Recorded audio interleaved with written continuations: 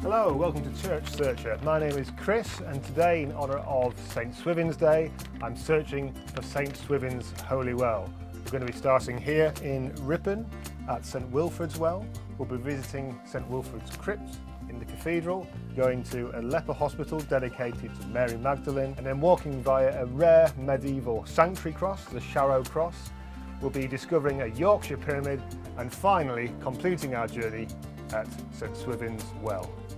I'll see you there after the map.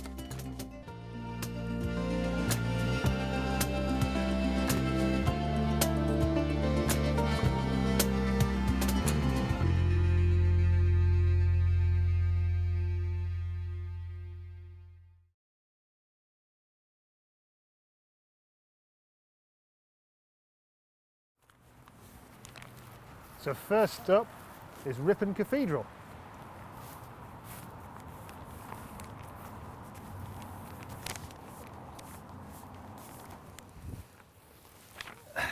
So St Wilfrid built a Benedictine monastery on this site in 672 AD.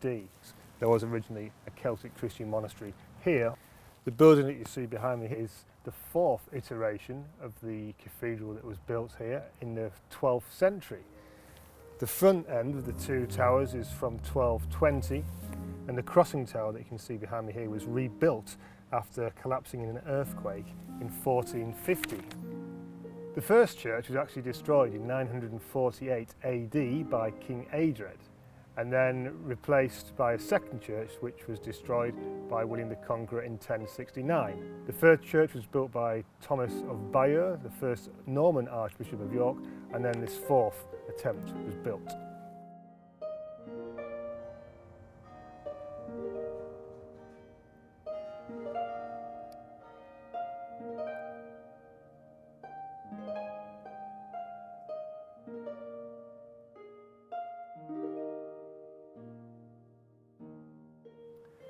So Wilfrid started out as a monk on Lindisfarne before moving down to Canterbury in Kent and then on to Rome and Lyon. And he's the first documented English pilgrim in Rome.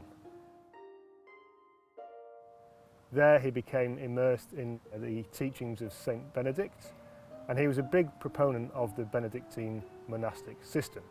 He returned to England in 660 AD and argued for the Roman interpretation of Christianity at the Synod of Whitby in 664 AD. And that's where they decided to make the switch from Celtic Christianity that was prevalent here in the north of England to Roman Christianity. And that's when Wilfrid built his first monastery here.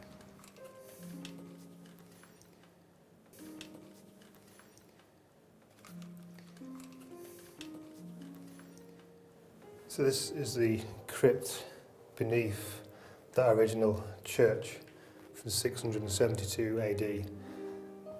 It was inspired by the basilicas and their grand crypts that Wilfrid experienced in Rome.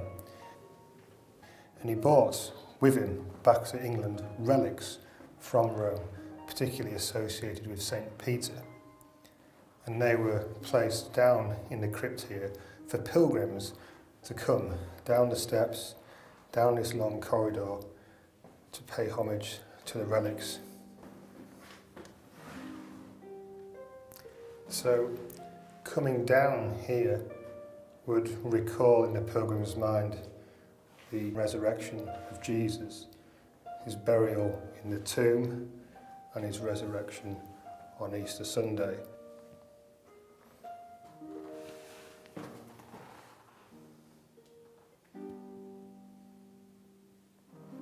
The relics will be stored in the niches that you can see all around this main crypt area, which is designed to mimic Jesus' tomb. And at the end, there's this beautiful and rare alabaster carving that survived hidden here because during the time of the Reformation, a lot of iconography like this was being destroyed. You can also see some steps down here on what's called St Wilfrid's Needle, and a very small little gap through there. The local myth is that people would have to pass through there to prove their chastity but also perhaps as a test to prove they weren't a witch, or to prove they were perhaps a good Christian.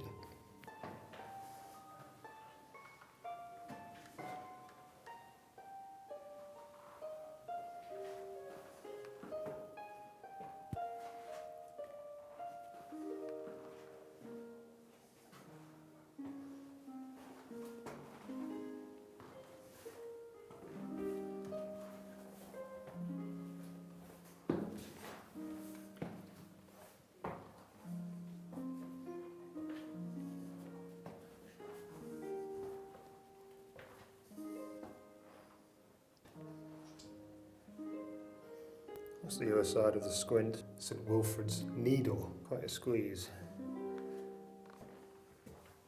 And then we're out into the beautiful majesty of the choir.